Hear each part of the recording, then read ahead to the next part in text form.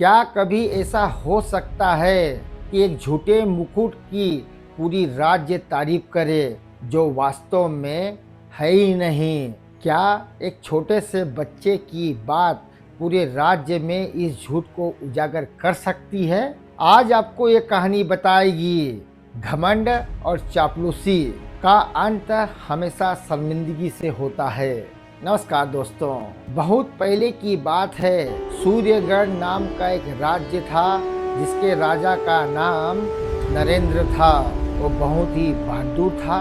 उसे अपनी प्रशंसा सुनना बहुत ही पसंद था।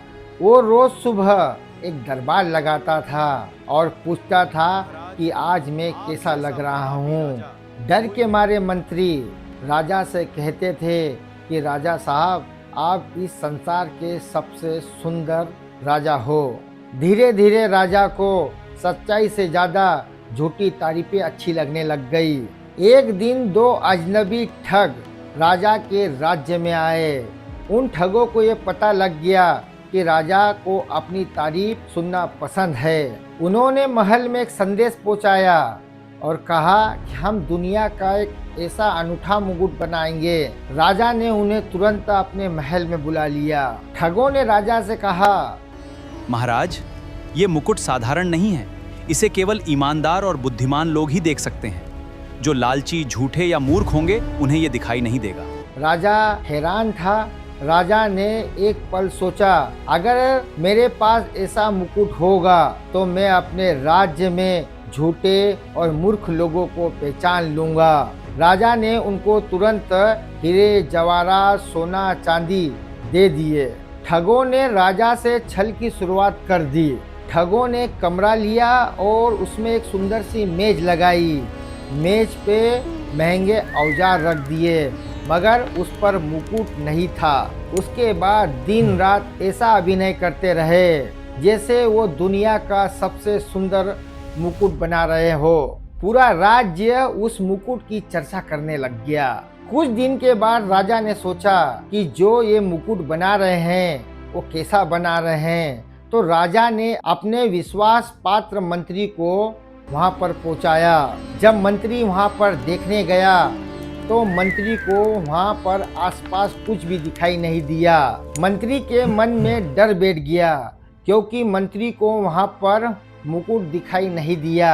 पर मंत्री ने सोचा, अगर मुझे मुकुट नहीं दिखाई देगा तो लोग मुझे झूठा, मूर्ख और बेईमान समझेंगे। इसलिए मंत्री ने झूठे मुंह ही तारीफ कर दी, वाह कितना सुंदर मुकुट बन रहा है। ये सुनकर ठग मुस्कुराए। उनकी चाल सफल हो चुकी थी। उसके बाद राजा स्वयं मुकुट देखने के लिए अपने विश्वास पात्र मंत्रियों के साथ में उन ठगों के कमरे पे गया। राजा को आते देख उन ठगों ने एक मेज पे जादू करते हुए हाथ ऊपर नीचे करने लग गए और उसके बाद उन ठगों ने राजा को कहा, राजा साहब, आप थोड़ा इधर आइए और इस मुकुट के सेंटर में जो नीला हीरा लगा हुआ है इसे ध्यान से देखिए। राजा को न तो हीरा दिख रहा था और न मुकुट दिख रहा था, मगर राजा ने थोड़ी देर सोचा कि अगर ये मुकुट मुझे नहीं दिखाई देगा तो ये मंत्री और मेरे राज्य की जनता मुझे मूर्ख और बेईमान समझेगी। इसलिए राजा ने भी झूठ मूठ की ही तारीफ कर दी, वाह कितना सुंदर मुकुट है। ये अफवाह पूरे राज्य में फैल गई कि राजा एक ऐसा मुकुट तैयार कर रहा है जो किसी को दिखाई नहीं देगा, मगर उसे दिखाई देगा जो बुद्धिजीवी हो, ईमानदार हो, उसको दिखाई देगा। कुछ दिनों के बाद ठगों ने राजा को वो मुकुट दे दिया।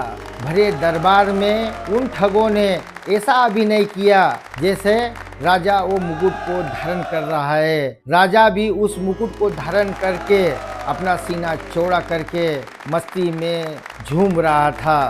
राजा ने उसके बाद पूरे राज्य में शाही जुलूस निकालने का निर्णय लिया। पूरे राज्य में घोषणा कर दी कि कल राजा साहब शाही जुलूस निकालेंगे। राजा की शाही सवारी के लिए पूरा शहर सजाया गया। आस पड़ोस के राज्यों के लोगों को वहां पर बुलाया गया। राजा साहब शाही सवारी अपने शाही मुकुट के साथ पूरा राज्य भ्रमण करेंगे। अगले दिन राजा शाही सवारी के साथ में नगर भ्रमण के लिए निकले। राजा साहब सीना चौड़ा करके नगर भ्रमण कर रहे थे। मानो ऐसा लग रहा था कि उनके सर पर चमत्कारी मुकुट हो, मगर भीड़ में खड़े लोग एक दूसरे का चेहरा देख रहे थे, क्योंकि राजा के सर पर मुकुट नहीं था। वो तो ठगों के द्वारा ठगा गया एक षड्यंत्र था। मगर जनता देख रही थी कि राजा के सर पर कोई मुकुट नहीं है, मगर जनता ये बोल नहीं सकती कि राजा के सर पे मुकुट नहीं है। ठगों ने सबसे पहले यही बोला था कि ये मुकुट उसी को दिखाई देगा जो ईमानदार और बुद्धिमान हो। इसलिए जनता केवल आपस में बात कर रही थी, कोई राजा को बता नहीं रहा था। इस कहानी में दोस्तों बस इतना ही। कल हम आपको बताएंगे कि राजा के मुकुट का पर्दाफाश एक छोटे से बच्चे ने कैसे किया। इसलिए दोस्तों मेरे चैनल को सब्सक्राइब कर लो, लाइक कमेंट और शेयर जरूर करिए। आपको हम रोज नई एक कहानी सुनाएंगे जो आपके लिए फायदेमंद होगी, गुणकारी होगी। आप अपना ज्ञान वर्धक कर सकते हैं। धन्यवाद दोस्तों।